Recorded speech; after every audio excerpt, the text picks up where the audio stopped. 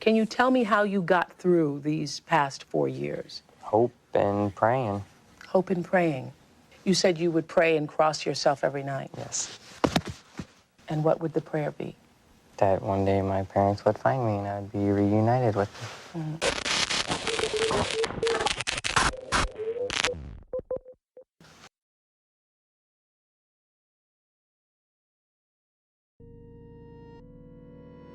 When a person disappears, time plays a crucial factor. The earlier a person is reported as missing, the more likely they are to be found. But as time passes, the chances drop significantly. If a person is gone for 24 hours, there is alarm, but investigators still have hope. If someone is missing for 48 hours, they start to become concerned. The first 48 hours are the best time to gather clues. Anything the suspect might have left behind can still be gathered and tested before the suspect destroys it or natural causes do. It's also the best time for witnesses, as someone might forget after that. It's also important as the suspect might be getting far away. Of course, investigators want to get an early a start as possible. Hours or even moments is better. This is especially true for certain adults and children. They are often targets for ransom or worse. As days, months, and years pass, so do chances of finding them. Police will continue, but have little hope. Families too might have to go and accept their loved one is gone, but sometimes people do return. Days or months after missing, they might be rescued or escape and come back home. But it's more rare when it's been years. When most people have accepted the person is dead and moved on. It's rare, but it happens. This is the story of a boy who was missing for 4.5 years. A boy most thought was dead, but his family tried to hold on. A boy who fought through hell for years and lived to tell it. This is the story of Shawn Hornbeck.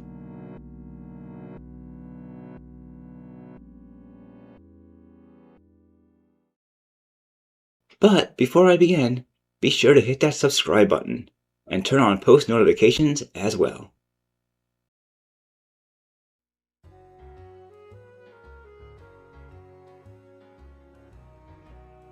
Shawn was born on July 17th, 1991, to his mother Pam and his father. He had 2 older sisters, Jennifer and Jackie. His father was a convicted sex offender who died in 2000, and they were divorced. Pam remarried a man named Craig Akers not long before her former husband's death, and Shawn got a stepfather. He lived in Richward, Missouri, a small town not too far from St. Louis. Before his abduction, he attended Richward Elementary as a 5th grader. He was described as a happy boy who liked to help people, play with friends, play video games, spend time with his parents, and more. He was described as a quiet person, but not a loner or troublemaker. He did average in school, and in most ways was an average boy. He had about as much freedom and independence as other kids during the time before more parents became protective. But for his parents, this was about to change. Little did they know, they wouldn't see their son for over 4 years. On October 6, 2002, around 1 o'clock, Shawn asked his parents if he could go outside and ride his bike. His parents saw no harm in doing so. Nothing had happened before. All they told him was to be back by dark. His mom kissed him goodbye and he went off. So he rode his bike, enjoying his Sunday afternoon. For the next few hours, his parents sat at home, not expecting anything. His parents wanted him home by 5 o'clock. As the hour passed, they began to grow worried. They went out, but couldn't find him. They called the police and a search was called. Being 2002, Amber Alerts were still new and not used in all states yet. Police searched many areas around, such as rivers, abandoned buildings, caves, and more. But there was no trace of him. Even his bike was missing. Hours turned to days. Days turned to weeks. Police and Shawn's parents began to feel the worst. Within months, many believe him to be dead. His parents do interviews, hoping someone saw something and looking brave. But behind cameras, they were depressed They would hold candlelight vigils for him. Flyers were put up around the area. Shawn was just gone. They knew it was an abduction from the start. There were no signs of Shawn being unhappy with his life, so being a runaway was ruled out. But finding him without evidence was almost impossible. There were no witnesses, no sightings, no ransom notes. Many tips did come up, but all led to nothing. Like with any missing persons case, as time passed, so did attention from the media and public. Most people returned to their normal lives, while Pam and Craig were frozen. They knew there were two possibilities. He was either dead or alive. For many, it was the former. After all, most missing children never come back alive after missing for months or years. But they were wrong. Shawn was alive. He would return home, and it would take another kidnapping to bring him home.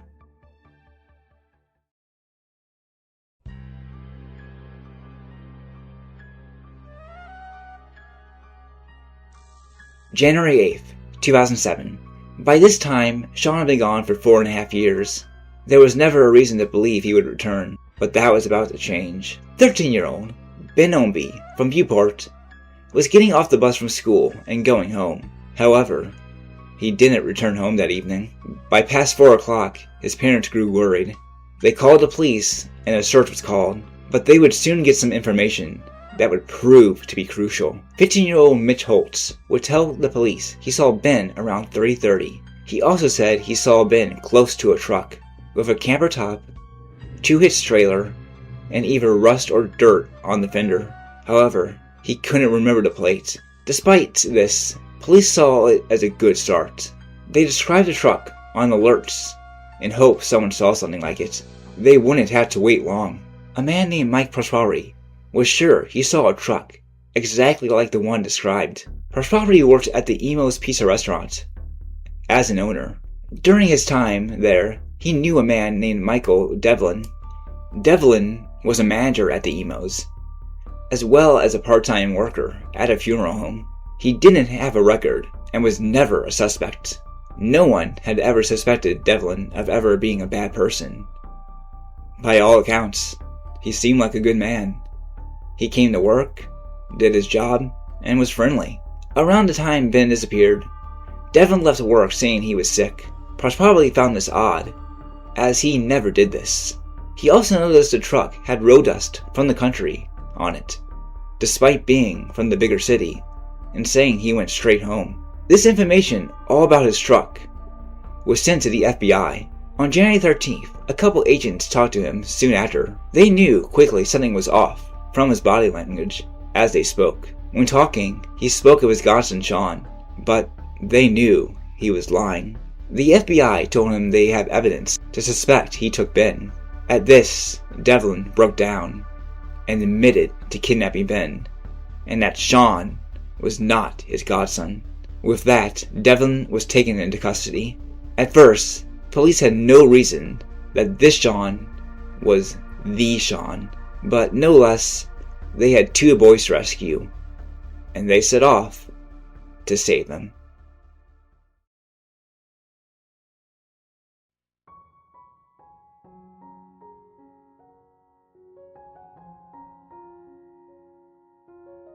They race to the apartment and go in. There, sitting on a couch, playing a video game, is Ben Ownby. He is overjoyed to see them. He was a little tired, but ran up and told who he was. He was let off and they turned their attention to the older boy in the room. They asked if his name was Shawn and he nodded. They then asked for his last name. Shawn told them it was Hornbeck. The police were shocked. They and everyone had every reason to believe Hornbeck was long dead. He had been missing for almost 5 years, but there he was, sitting in the flesh. Shawn was just as shocked as they were. The boys were asked if they felt okay and were checked to see if they were injured and healthy. There were more questions after, but soon it was time for the boys to return home. Ben's parents were called and they were thrilled to know he was safe. With that, they rushed over to the sheriff's office the boys were at. But now, came the moment of truth. The police called Shawn's parents next. They told them they were sure they found Shawn alive and was now safe. Pam and Craig were in disbelief. They too rush over to where he is, a million emotions going through them. Ben reunites with his parents in a happy reunion. Soon, Shawn is reunited with his. His mom hugs him in tears, not daring to let go. Craig joined in, thinking this moment would never happen. The emotions are overwhelming as Shawn and his parents embrace for what seems like forever. The coverage of the boys' rescue is broadcast on major news stations across the country. Everyone is in a wall, as Shawn is alive. For everyone, there is just one word to describe it. A miracle. For 4.5 years, Shawn's parents had to live through the pain of what happened to their son, not knowing if he was alive or dead. But that was all gone. Shawn was home. But there were still questions. Who was the man who took him and Ben? And what happened to Shawn during those lost years? Sometimes the truth is harsh.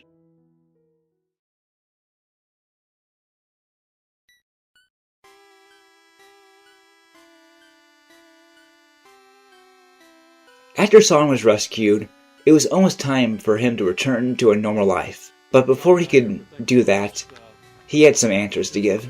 Police wanted to know what exactly happened to him during those lost years. The truth was not easy to hear. Shawn told police the day he was abducted.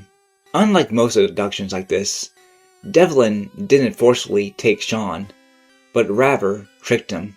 He seemed like a reasonable adult. But as soon as Shawn got in his truck, his life changed for the worst. At the apartment for the first several days, he was bound and gagged. He left him like this when he went to work. Around Halloween, Devlin planned on killing Shawn and tried to strangle him. But Shawn pleaded with his life. Devlin, with the least humanity he had, let him live. But on one condition.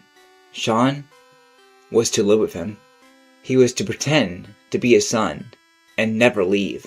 If he did, Devlin promised to kill him and his family. To protect his parents and himself, Shawn agreed to stay. So Shawn stayed in his apartment locked up. Throughout these 4.5 years, Shawn was abused physically. He was sexually abused during his time experiencing something no one should. At one point, Devlin allowed Shawn to make friends. He made a friend with a boy named Tony Douglas. The Douglas family thought Devlin was his father and were told Shawn's mother was killed by a drunk driver. They had no reason to believe otherwise. Devlin seemed like a good dad, giving Shawn what he wanted. Despite always having a chance to, Shawn never told the family who he was. They even saw his picture on TV once. But Shawn said it wasn't him. That's how much control Devlin had on him. Shawn did twice send some emails to the website his parents made, asking if they were still looking for him.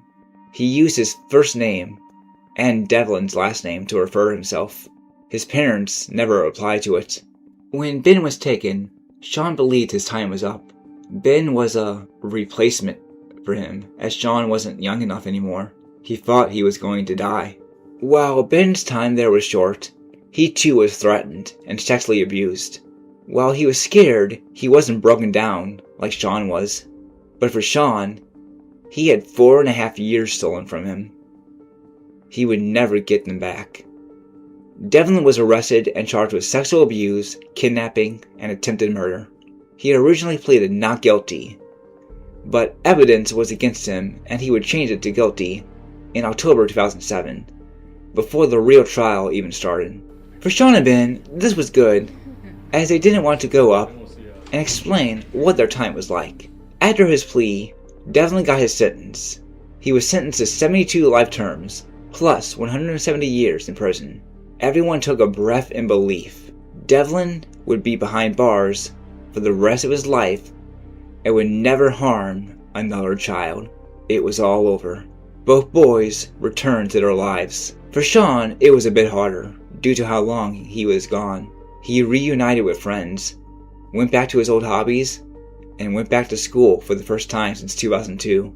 It wasn't going to be easy for him, but he would do it. Shawn would go back to his old life, even though it would never truly be normal again. In 2010, he graduated high school. Shawn and Ben's stories became known as the Missouri Miracle. Is there any other way to say it? Most people who are gone for as long as he was never return home. They are either buried or never seen again. Families go on for years, not knowing what happened to their loved one, but Shawn did. Let's hope there are more like this.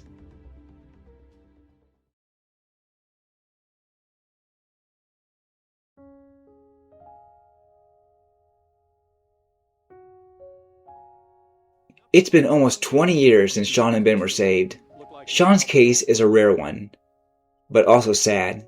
While he did survive, he still had to live with the trauma of it. Both he and his parents needed therapy to adjust to normal life again. Shawn experienced something no kid should experience, or any person for that matter. It showed that kidnapped children aren't always chained up forever, as Shawn did have freedom. It showed why escape isn't so easy. It showed long-term captors can recover fine. His case changed things like how guardianship verifications work at schools, stronger emphasis on control, training educators on red flags, and support for the Amber Alert. Shawn's parents would form the Shawn Hornbeck Foundation after he was rescued. It focuses on child safety, abduction prevention, supporting families of missing children, and teaching children on how predators manipulate trust. It also teaches how predators can appear normal, how grooming works, and why kids can't escape. His case gave other families hope. Just because someone is missing doesn't mean they will never return. However, cases like his are rare, really rare. So while it's good to hold on to hope, it's just as important not to cling on to it. Because if they are found dead or never found, it will feel even worse because of false hope. Like Shawn, Ben returned to a normal life and mostly stayed out of public eye. Today, he would be about 31. Sadly, Craig passed away in 2019 from bladder cancer. At least he got to be reunited with his son. Most parents of long-term missing kids don't get that. He was 57. People have always wondered if Devlin kidnapped any other kids. While investigators suspected he might have, there was no evidence and he never admitted to any more. Let's hope Shawn and Ben were the only two. Today, Shawn lives a mostly normal life, having only done a few interviews since, mostly in the early years. He is now 34. Shawn would say something that kept him alive was thinking of his family. He thought of how his family would react if he died and was found and how it would devastate him. If he stayed alive, maybe he would see them again. Should other captives do this, even if it's longer than he was held? What happened to Shawn was a miracle. To quote Al Michaels' famous 1980 phrase, "Do you believe in miracles?" Yes. There was a time when I was thinking about giving up, but then I just thought of what they was doing and searching for me and looking for me. And then I knew they wasn't giving up, so I figured I shouldn't. I felt their hope and love.